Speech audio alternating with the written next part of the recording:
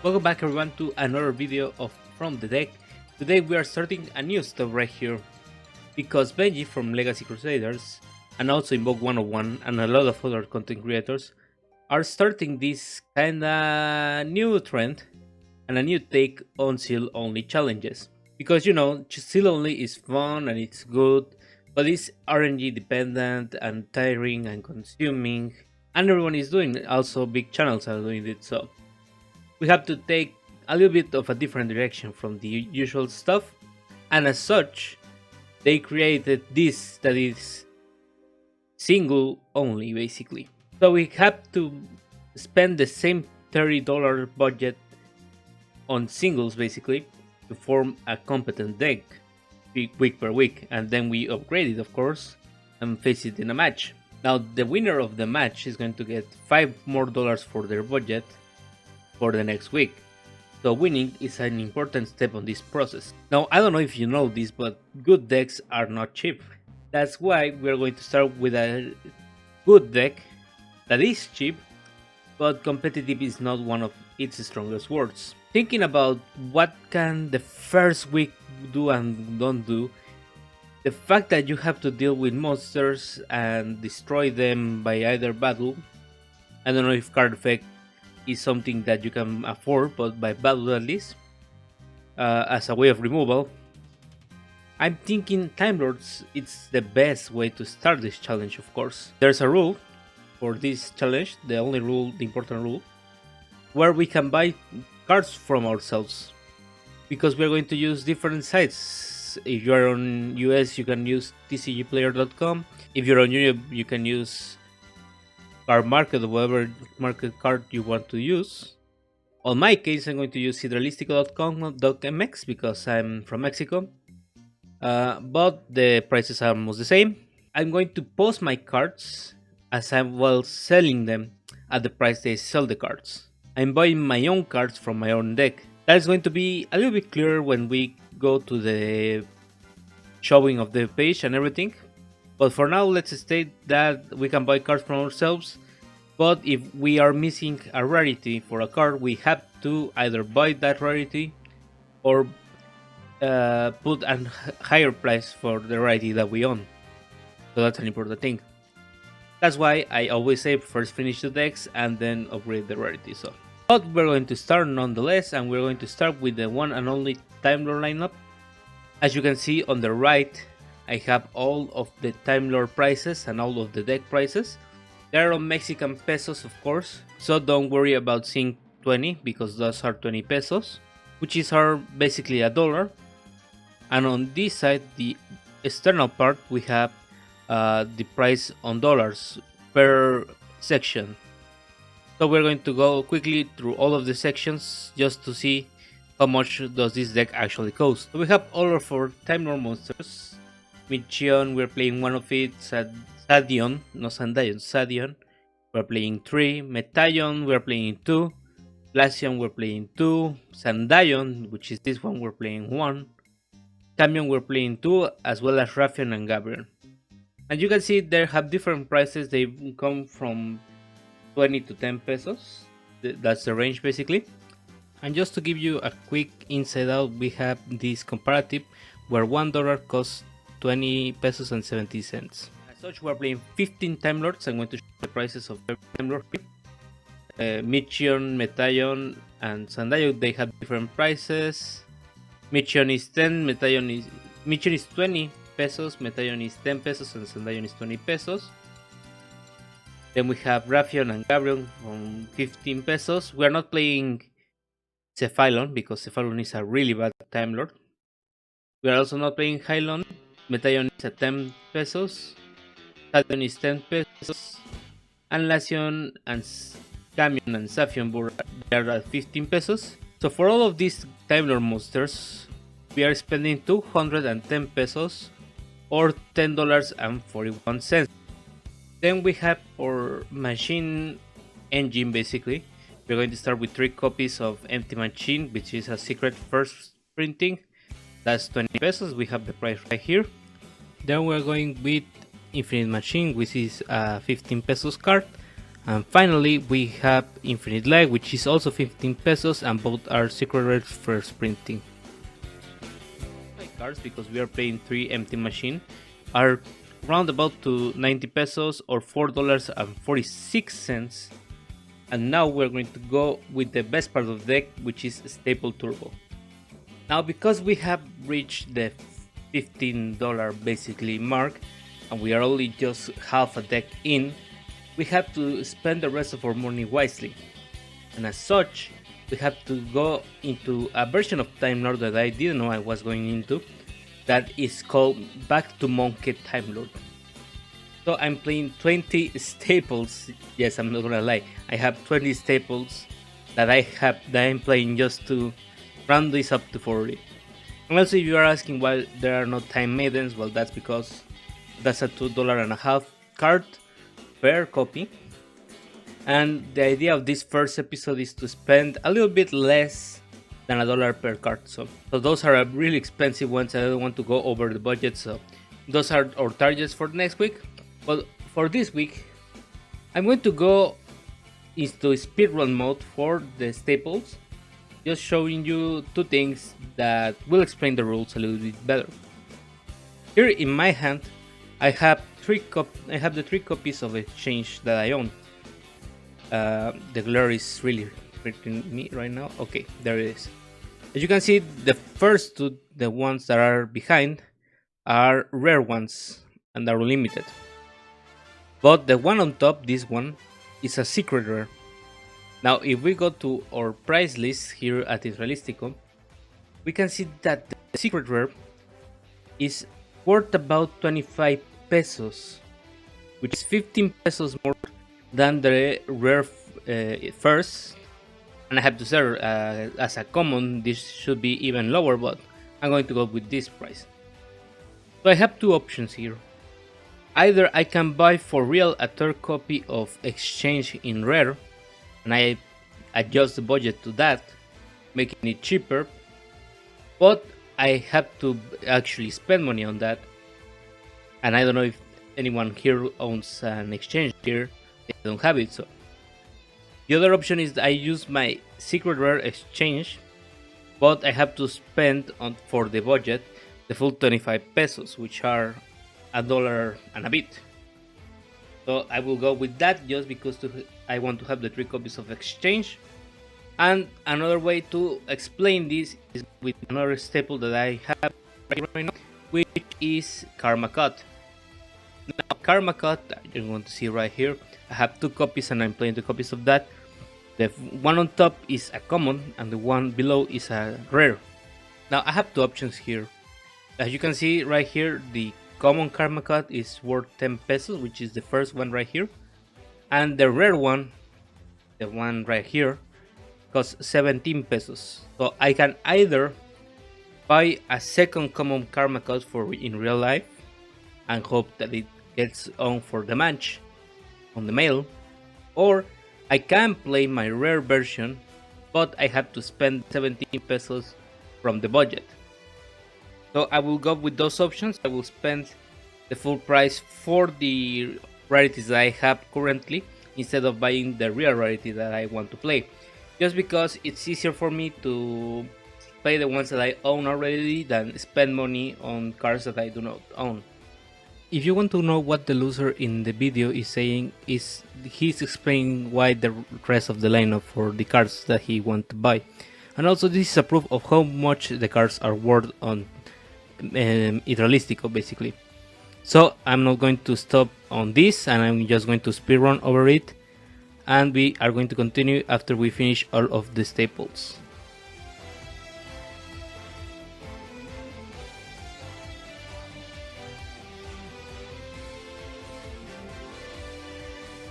So as you can see, that was a different time of the day. That was because I recorded and I failed to capture the audio. That's why the mic is here right now instead of right here. And now we're going to go with the full price of our first deck. Only for the 15 Time Lords that we have right here, we are paying 210 pesos. We have estimated to be $10.41 for today's value of the dollar. today being November 19. Now for our machine engine, we're paying 90 pesos or $4.46 pesos if you want me to run the conversion. And for all of our staple turbo, I'm paying 267 pesos or $13.24. So in total, for all of our deck, summing up all of these quantities in pesos, I'm actually paying 567 pesos, which brings us to $28.11. I'm buying 40 different cards just to show you the lowest price for the mail. I have the first option, which is Cepomex, which is Mexican Post, and I can pay 30 pesos and 20 cents for that, or I could pay higher to get it on fewer days basically. But because I already own these cards and I don't have any problem on getting them on 2 weeks basically, I will pay 30 pesos and 20 cents equal into $1.50.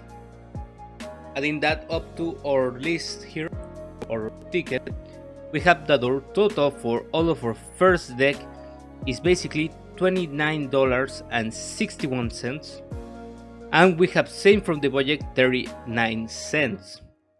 Wow, what a big saving, am I right? But I will show you the full list right now so you can see what we are playing, and I will explain a little bit why we are playing this on the first week. If you have made it up to this point, I want to congratulate you. We are now on the deck time, and we are going to start with our Time Lord lineup, which is one mission. We are playing 15 Time Lords, so we are going to speedrun this part. We are playing 3 copies of Sadion. We are playing 2 Metaion. I actually own a Portuguese one, so that's a really nice card to have. 2 copies of Lacion. 1 copy of Sandayon. 2 copies of Camion. The 2 copies of Raffion. And 2 copies of Gabrion. So each and every one of these first Time Lords are actually really good. I will not play on the final Time Lord list one of these or some of these, because some of these Time Lords are actually not as good as the rest of them. I can name different ones, but that will hit us on the budget, and I don't want that. So we're only going to play this on our first week, and then we're going to use the budget of the second week to clean up our lineup. For example, I will cut the Sadion and the Gabriel because they are not as good. But we are going to see what happens for the second week. For this first one, we are playing these 15 Time Lord monsters. Now the reason why Time Lords is because Time Lords cannot be destroyed by battle or card effects, if you know that. So on the first week, it's hard for other people to get removal that is not destroying our Time Lord monsters. And having 15 of these is really nice. And also the only one that is not exactly a Time Lord is Sandayon, because it has attack actually, and also requires our opponent to control a monster instead of us not only not having a monster. So that's why we're only playing 1 copy of it. But instead for that, this is our Time Lord lineup that we're going to play for the first week. Now for our machine, or basically our machine engine, we're playing 3 copies of Empty Machine, which is a secret rare. We're playing obviously 1 Infinite Machine and the 1 of Infinite Light. Now machines are good. Empty Machine lets us draw 1 card by discarding 1 Time Lord monster, basically. Infinite Machine lets us special summon 1 Time Lord monster if we control no monsters, I think. No, it doesn't require that, I think. Let me check quickly. No, it doesn't require anything, and we can special summon a Time Lord monster for free from our hand. So really good card, the Infinite Machine. And finally, Infinite Light, each the best one, recovering a Time Lord from each graveyard, deck and hand by not controlling monsters at all. And also that prevents our Time Lords from coming back into the deck. So those are really good. They obviously require Empty Machine first to be activated, so we need the three of empty machine, and then we can play just one of the other two. But that's going to be all for our machine engine, and we're going to go with the best part of the deck, which is the Staple Turbo. Now Staple Turbo starts with 2 DD Crow. I decided that I wanted to play a little bit of hand traps, and the only one that we could probably play on the first win is DD Crow, which is not a bad hand trap, don't get me wrong, but this format it has dropped basically. Tearshars is really not good at this format, so that's why people don't mention it anymore. But I still think it's a good card, so 2 of it. Then 1 Temple of the Kings, because we want to get spicy with those decks. Now what does Temple of the Kings do, for those of you who don't know? We can activate 1 trap on our turn, if we set the trap first. That's the only thing it does. It will let us activate our empty machine turn 0, which is really great. And we also are playing a couple more of traps that we can activate if we really require it. Then of course we are playing, as I said, Exchange, because we want to get spicy with the text. 3 copies of it, and as I have already explained, the first one is a secret and the second ones are rares. So different prices for that. Then we are continuing our staple by 2 Swords of Revealing Light. Swords is a really good card, basically stops our opponent from attacking. That's really good if we control no time or monsters. Then Monster Reborn and Foolish Burial. Because to set the second machine trap we need a timer in the graveyard. If we don't have any, we can use Foolish Burial to send one, and then we can search immediately for Infinite Machine. So it's really good. A Monster Reborn, we can revive any of our Time Lords if we really need to, so that's really fine. Then we're going to go into our trap lineup, because no monkey deck is complete with our monster lineup. And we are going to start with Bottomless Trap Hole, 3 copies of it, because of course we're going to play Bottomless Trap Hole on our first week. 1 Breakthrough Skill, 1 Compulsive Evacuation Device, and 1 Mirror Force, 2 copies of Magic Cylinder, and the 2 copies of Karma Cut that we have already discussed.